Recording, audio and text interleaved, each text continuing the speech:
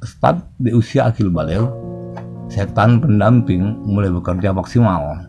Hal pertama yang setan lakukan adalah mengacaukan kolbu dalam menyampaikan sunatullah kepada akal dan nafsu.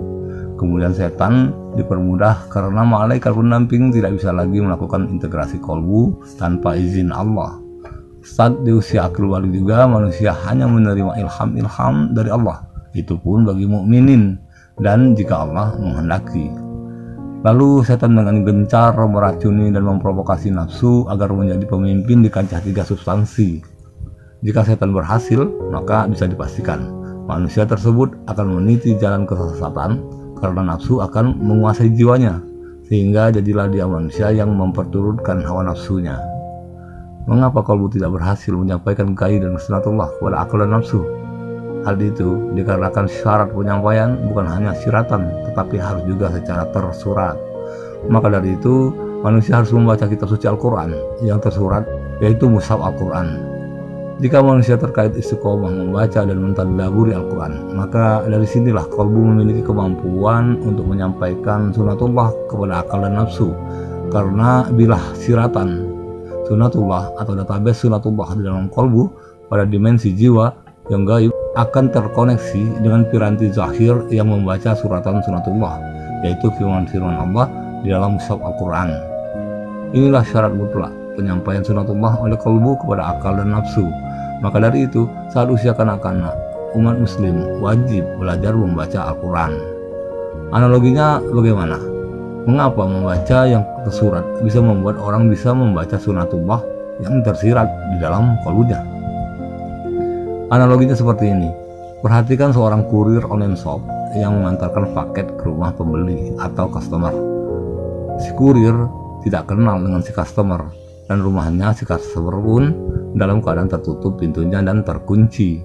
Sesampai di depan pintu, apa kira-kira yang dilakukan oleh si kurir untuk bisa membuka pintu rumah si customer, sehingga si kurir bisa melihat sisi dalam rumah? Yang si kurir lakukan adalah membaca dan menyerukan yang tersurat, yaitu kalimat Assalamualaikum, dan pintu pun terbuka. Inilah analoginya. Pahamilah orang-orang yang tersesat jiwanya sebab kolbunya mati fungsi karena zahirnya tidak bisa memenuhi syarat pembacaan sunatullah, yaitu membaca dan mampu mentadabburi Al-Quran dengan istiqomah. Jadi jika kamu tersesat, jangan hanya menyalahkan setan pendampingmu, karena kesesatan itu lebih dikarenakan kolbumu yang mati fungsi.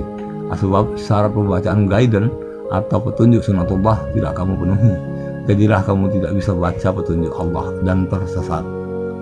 Perlu juga diperhatikan, membaca Al-Quran dalam perkara ini adalah membaca dan mentadabburi dengan satu niatan saja, yaitu berharap Allah perlihatkan database sunatullah yang ada dalam kalbu kita, bukan karena niatan yang selainnya. Kita pasti pernah mendapati orang yang rajin membaca Al-Quran, bahkan pandai membacanya. Namun apa yang dia baca tidak ada efek lebih terhadap kecerdasan spiritualnya. Hanya sebatas membangga-banggakan atau menjual kepandaian membacanya dan tak lebih. Figur yang demikian mungkin jiwanya tidak tersesat, namun bisa jadi mati suri. Sebagai pengimbang penyampaian tentang jiwa tersesat ini, adapun satu contoh manusia yang tidak tersesat jiwanya adalah salah satunya mukmin jelata. Mengapa?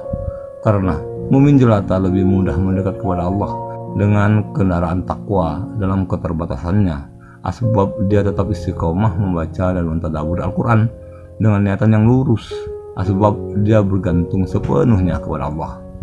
Pada diri mukmin yang demikian, Allah letakkan sedikit kekuatan asma-Nya agar si mukmin jelata tersebut dapat tepat membaca dan menjawab semua soalan yang Allah turunkan kepadanya, dan dia menjawab dengan guidance sunatullah yang jelas terbaca oleh kalbunya yang dilengkapi dengan pembacaan ilham yang Allah turunkan kepadanya, dan kesanggupan ini jauh di atas kesanggupan seorang raja.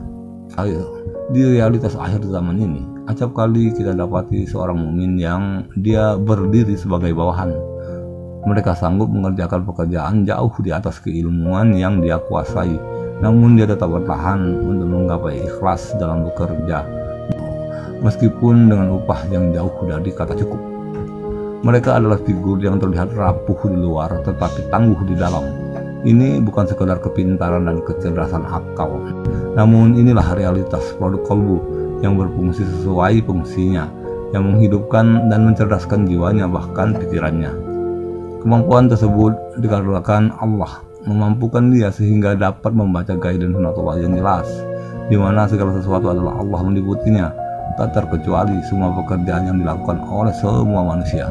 Semua sudah tercantum guidance-nya di dalam sunatullah, dan sunatullah itu tidak dapat dihitung saking banyak jumlahnya, dan akan terus Allah turunkan dalam bentuk ilham-ilhamnya kepada hamba-hambanya yang dia kehendaki dan dia rahmati. Termasuklah juga para mukmin jelata yang sehat jiwa dan pikirannya karena kolbunya hidup dan terus bermunajat kepada Allah. Demikianlah pula hendaknya dengan diri kita, dengan kolbu yang banyak mengingat Allah, maka jiwa kita akan menjadi sehat dan cerdas lagi tentram, sehingga ketika sakaratul maut datang menjemput, maka Allah akan menyapa jiwa kita dengan sapaan yang sangat mesra. Allah Subhanahu wa taala berfirman, A'udzubillahi minasyaitonirrajim. Ya ayuhan nafsul mutmainnah, irji'i ila rabbika radiyatan mardiyah, fadkhuli fi ibadi wadkhuli jannati. Yang artinya, wahai jiwa-jiwa yang tenang, kembalilah kepada Tuhanmu dengan hati yang ridho dan diridhoi, maka masuklah ke dalam golongan hamba-hambaku dan masuklah ke dalam surgaku. Surah Al-Fajr ayat 27-30. Semoga Allah senantiasa merahmati kalbu kita atas perantara zikir kita yang tak terputus dan terpelihara. Mari kita kondisikan kalbu kita untuk memperbanyak mengingat Allah di setiap tarikan dan tembusan napas kita dan dalam semua keadaan. Salam, selamatkan jiwa kita. Demikianlah penyampaian kali ini. Semoga penyampaian ini mengilhami kita semua dan Allah meridhoi. Wallahu a'lam bishawab. Wassalamualaikum warahmatullahi wabarakatuh.